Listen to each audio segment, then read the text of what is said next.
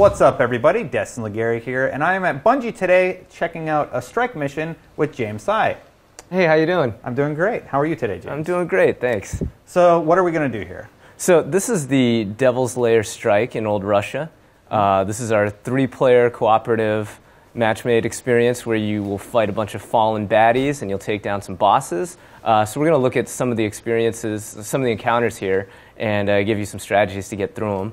You know, we're going to start it up here by scanning this machine with the ghost, and one of the first things we'll do is take up the high ground up here. And you'll see that there's a balcony right behind you, so you can hop up here with your movement mode and get up here. There's a little bit of cover. You can see Marty's taking up position with the sniper rifle, and he's protected. And across the way, you're going to see the Fallen start coming in. These snipers back here that I'm looking at, these guys are critical to take down.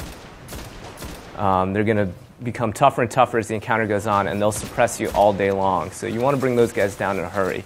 We're fighting a few shanks here, and these guys are pretty important to not let them bunch up for very long because they'll lay down a lot of fire on you. Usually a single grenade, void grenade, will take them out pretty quickly. This captain, he tends to hang back here, and you can generally let him just hold that point until you're ready to deal with him. This next wave is, it's a big collision of both Fallen and Hive combatants. Mm-hmm. And if you've been following our story, you know that these two groups don't get along all that well.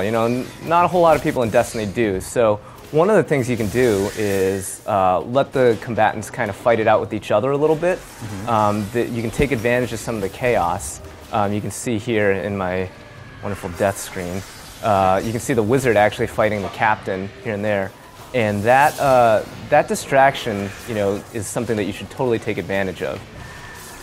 Just let them duke it out. Yeah, let them duke it out. And then clean up the mess afterwards? Yeah. You're going to have to fight. They're going to notice you. They're going to engage you.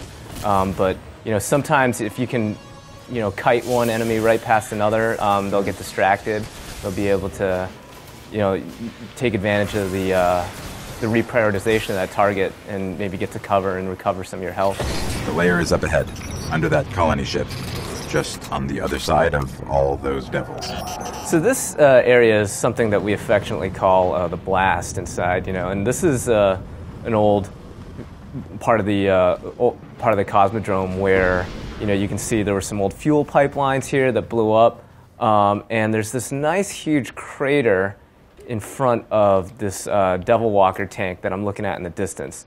Now this thing has a huge turret on top that can pretty much take you out with a single shot, and it'll give you a little bit of a tell beforehand because you'll see his tracking laser come in. He's also got this other secondary turret that's firing the more sporadic blue shots. Those things are pretty dangerous too. I really like this environment because it uses kind of like the change in elevation a lot differently than some of the other fights you'll have with other spider tanks in the game. So one of the first things you want to do is take out these scattered pockets of Fallen around, and that'll help give you more options, around the battlefield. As you'll find all kinds of great little spots to take cover and stuff, but you kind of got to claim them from the Fallen defenders first. Mm-hmm. One spot I really like, you can see me over here dancing, is this corner over here, because you can kind of leave the Fallen for ammunition if you need it later. And then you peek around this corner and you can kind of just take out the legs and run away when he does the big turret at you. There's a sniper up here. You can see that little vandal in the corner. Mm-hmm. He will give you a lot of trouble if you're over on this side of the field where I'm at here. So it's kind of important to start targeting him and take him out. Okay. He's kind of distracted by you at the moment. Good.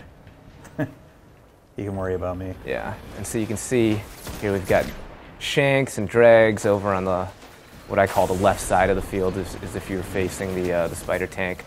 So now that we've taken down some of the Fallen in the area and we're actually looking at the tank, he's most vulnerable on his legs. And actually, when I do damage to those, you see the damage numbers coming up, and it's giving me the critical damage. I'm doing 44 damage to each leg as I hit them right now, as opposed to when I shoot the body, and I'm only doing 8.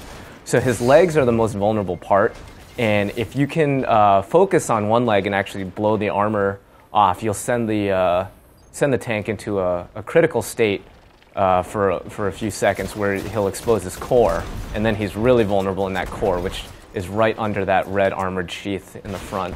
And so here he's in that state I told you about where his core is exposed, so you can see now I'm doing even more damage with that same rifle. So it's rocket launcher time. Yep, it's rocket launcher, it's everything you got. So now that we've taken down the spider tank, we're going to head up through this door into the lair of Sepiks Prime. And this guy is one of the really bad servitors that the Fallen have down here on Earth. Okay, I noticed there's a lot of dead bodies. Yeah, he's a creepy guy. You know, interesting story about when we were designing the space is that we just wanted to make it creepier and creepier, you know, so we added more and more bones and, you know, these darker lights and stuff as you run through. And it went from, you know, feeling just like this abandoned industrial space to like this really kind of like haunted lair. And there he is, he's powering up. There's a bunch of Fallen hanging out around him. What do you have to do right away to get him into an attack state? So, you know, right now he's, you know, you can see him sucking in all these souls into his core right now. He's shielded, and so he's not going to take any damage until you really piss him off and you know, kill all his followers around here. So that's what we're doing right now.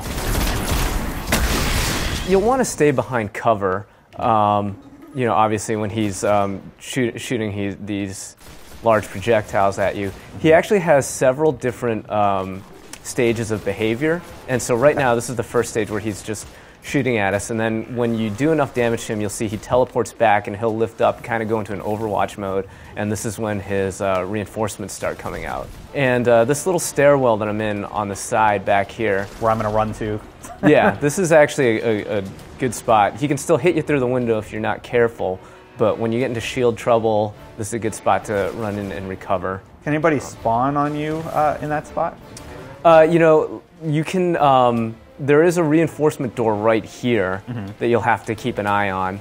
But generally speaking, you're going to be in a lot more trouble if you stay out here. If you're in, you know, pretty bad state. So run in that stairwell to recover.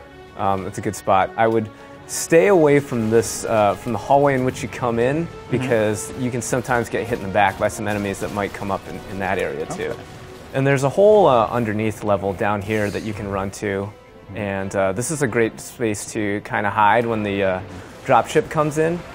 And it's actually kind of important because the added Fallen that come in will actually run up and use this level and then these staircases. So if you can thin them out before they get upstairs, that's a really helpful thing for your buddies.